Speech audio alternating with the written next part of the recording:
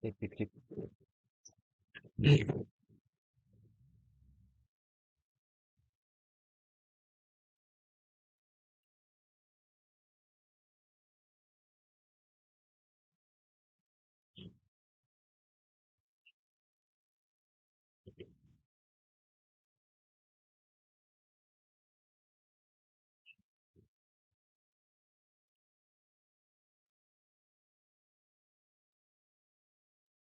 Oke, halo guys. Jadi pada video kali ini saya akan bahas mengenai bagaimana kita mengidentifikasi atau mencari konfirmasi entry mitigasi.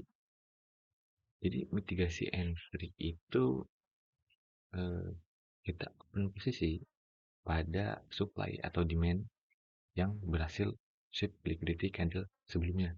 Jadi kita nggak nunggu inducement ketika marketnya menyentuh atau sweep UI dan terdapat supply dan demand yang berpotensi menjadi area supply dan demand, dan di next candle-nya market bergerak impulsif, maka kita akan langsung open posisi pada saat itu juga. Jadi nggak nunggu menerjok, langsung di entry.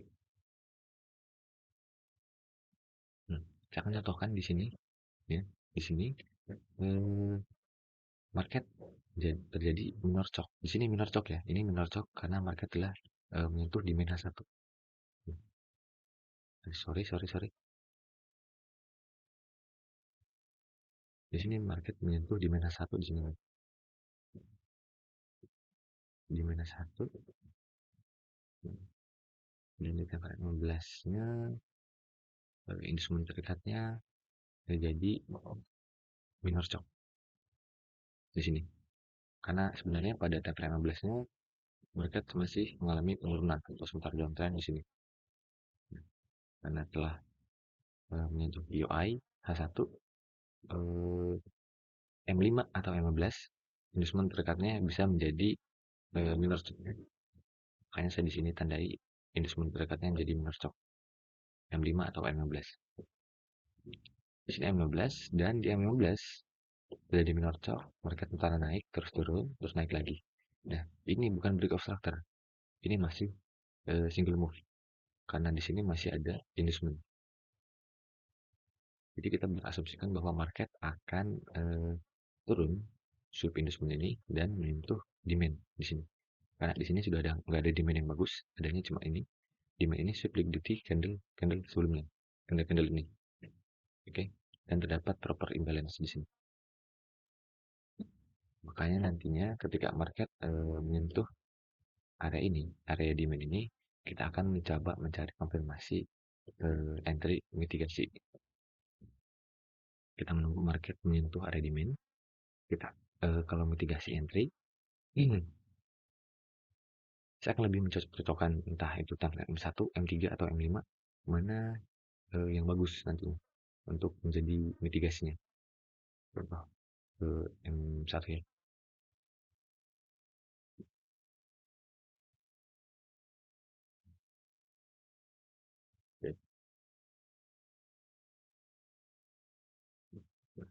M1, market menyentuh area demand. Menyentuh area demand di sini.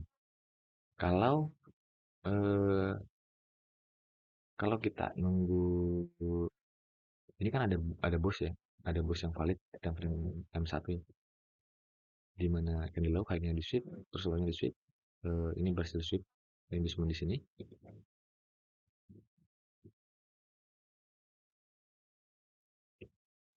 Ini menjadi break of structure. Dan di sini tidak ada inducement. Belum ada inducement terdekat. Oke. Nah, di sini kalau kita mau mitigasi entry, ingat candle terendah ada di candle putih, ya. Yang candlenya market bergerak impulsif. Kita bisa langsung marking area ini untuk menjadi area entry, mitigasi entry. Ingat, candle pertama dia menyentuh POI, berikan reaksi naik, dan di next candle-nya dia bergerak impulsif naik, langsung impulsif naik. Nah, dan ini kan menjadi imbalance nih. Kalau mitigasi entry, kita langsung marking area ini. Jadi nantinya langsung entry di sini. Kalau ikut time frame M1.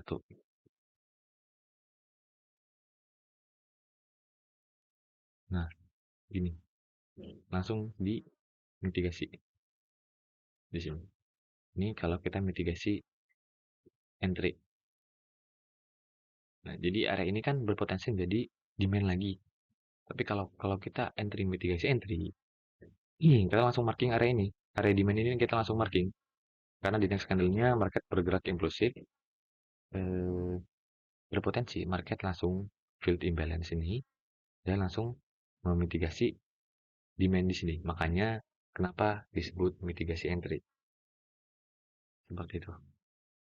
Dan untuk targetnya, kita bisa pakai time frame M15-nya juga di sini.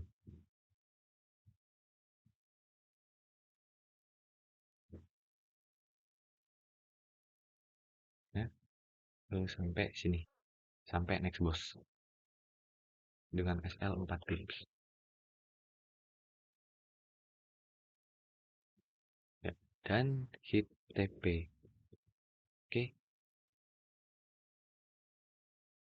Nah, di sini kan kita mendapat mitigasi entry yang di M1. Namun tidak selamanya ya. Tidak selamanya mitigasi entry itu eh, memberikan reaksi di M1.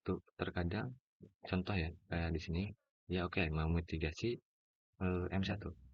Memitigasi M1, tapi terkadang juga dia mantulnya di M3. Misal nih, kalau M3 nih, M3 misal. M3 kan kalau kita mau memitigasi entry-nya di area ini, di demand ini, untuk mitigasi entry. Namun M3 pun tidak terjemput. Tidak terjemput. Coba lihat M5. Nah, ternyata mitigasi entry-nya masuk di M5. Gitu. Ini kalau ibarat kalau M1 atau enggak M3 nggak kejemput ya. Seperti itu. Jadi makanya di antara tiga time frame itu M1, M3, M5 kalau mau cari mitigasi entry, kita akan coba lihat mana sih. Kalau M1 nggak kejemput, saya coba M3-nya, bagus nggak? Atau enggak, saya coba lihat lagi di M5-nya, bagus nggak? Untuk mau mitigasi entry, kayak gitu. Hmm. Kebetulan di sini mitigasi entry-nya dia langsung hit di M1 ya, untuk mitigasi entry di sini. Dan langsung fly. Oke, jadi kurang lebih seperti itu untuk mitigasi entry. Ingat, kalau mau mitigasi entry, dia entah itu nanti sweep POI atau window POI, dan di candle ini dia memberikan reaksi naik, terus di next candle-nya market di candle next candle-nya dia close body, close candle naik lagi. Kalau kita mencari konversi buy ya, di next candle-nya di sini inklusif, yang artinya memberikan imbalance. Harus ada imbalance. Ingat, kita harus menunggu market sampai close body atau close candle di sini. Kita lihat marketnya atau candlenya ada imbalance-nya nggak. Kenapa kita harus nunggu sampai market atau sampai candle ini close body? Karena kalau masih naik sampai di sini, kalau belum close body ada potensi dia turun lagi. Kalau sampai dia turun lagi, kan belum terjadi imbalance jadi. Makanya kita harus menunggu sampai candle next candle ini atau di candle hijau ini sampai close body, close candle, sampai close candle. Kalau kelihatannya pas close candle terdapat impulsif naik dan ada imbalance-nya, maka kita bisa marking area ini, area demand ini sebagai mitigasi entry. Seperti itu. Setelah tadi kita mencoba mencari mitigasi entry pada market trend, di sini saya akan mencoba mencontohkan mitigasi entry pada market downtrend. Di sini kita melihat bahwa market sementara mengalami penurunan atau sementara downtrend. Di sini terdapat supply, ya, yang bisa sweep di candle sebelumnya. Di sini sudah nggak ada supply yang bagus. Dan untuk time frame 15, supply-nya ada di sini. Ya, kita akan mencari konfirmasi entry pada time frame M1 atau M3. Time frame M15 yang menjadi area supply kita atau mapping struktur kita di M16, cari konfirmasi entry di M1 atau M3. Kita coba M1. Di M1 kita lihat Ini candle high dan low-nya belum di sweep.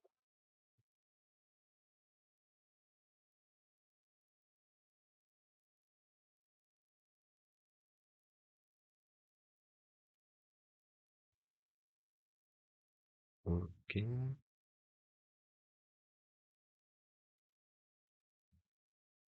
high ini belum di sweep ya.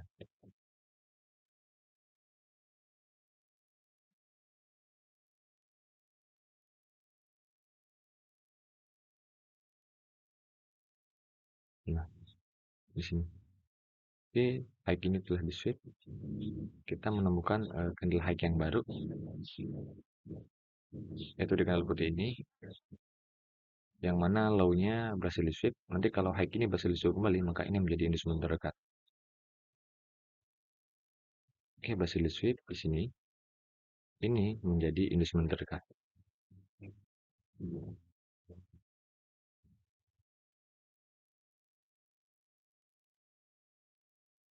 Sweep ini menjadi instrumen terdekatnya ada di sini. Kalau marketnya nanti berhasil break ini, terjadi masuk. Oke, nah, dia di sini masih sweep ya. Sweep. Nah, kalau kita mau mitigasi entry, kalau M1 ya, kalau M1 kita akan entry di sini. Nih, kalau M1 kita langsung entry di situ.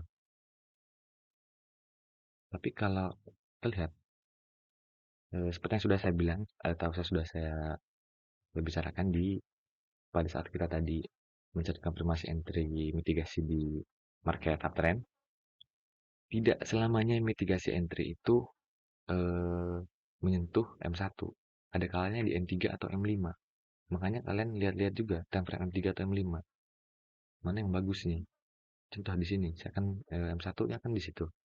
Kalau M3-nya, kita lihat. Nah, M3-nya itu ada di sini. Ini, M3-nya ada di sini. Jadi kalian bebas memilih mitigasi entry mana yang akan kalian pilih, M3 atau M1 atau bahkan M5. Cuman kalau kalian ambil M1 bagus, stop loss-nya lebih kecil, risk reward-nya kalau kejemput bisa bagus. Namun dengan resiko tidak terjemput antrian kita kalau pakai M1 karena terlalu kecil. Kalau pakai M3 bisa juga M3. M3 di sini rada lebar ya. Nah, kalau kita ambil M3 di sini. SL sini 22 pips. Kalau kita ambil M3 22 pips. Coba kita lihat M5. Nah, kalau M5 itu di sini. Nah, lebih kecil lagi dari M3. Kalau ambil M5 di sini. Dengan SL sekitar hampir 20 pips.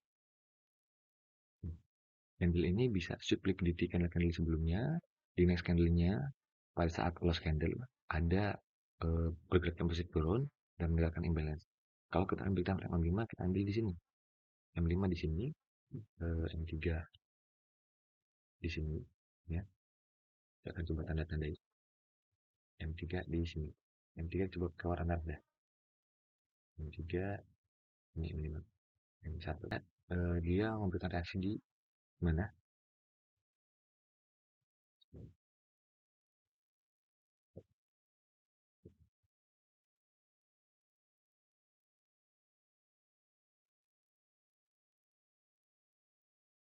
Oke, ternyata market memberikan reaksinya di M3. Ya, di M3 di sini. Kalau M3 nih di sini, di merah ini. Berarti M1 nggak kejemput, M5 pun tidak kejemput. Di sini M5 nggak kejemput. Dia memberikan reaksinya di M5 di sini.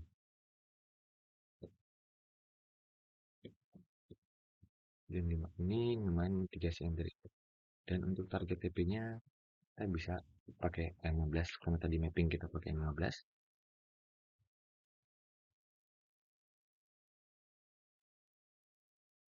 kita bisa targetkan liquidity ini untuk menjadi target profit pertama di 180 pips ya.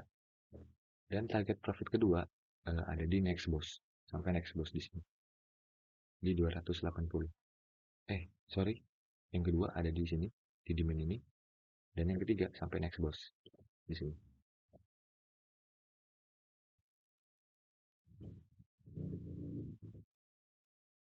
dengan SL 22 pips, target 280 pips. Oke, kita coba.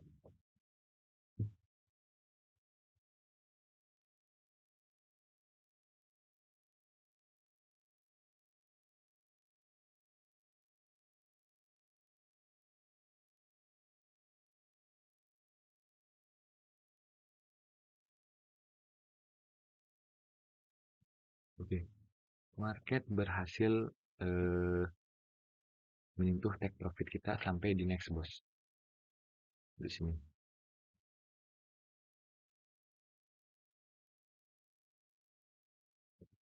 ya, seperti itu. Oke, semoga sampai sini dulu untuk materi mengenai mitigasi entry. Oke, sampai jumpa di video-video selanjutnya.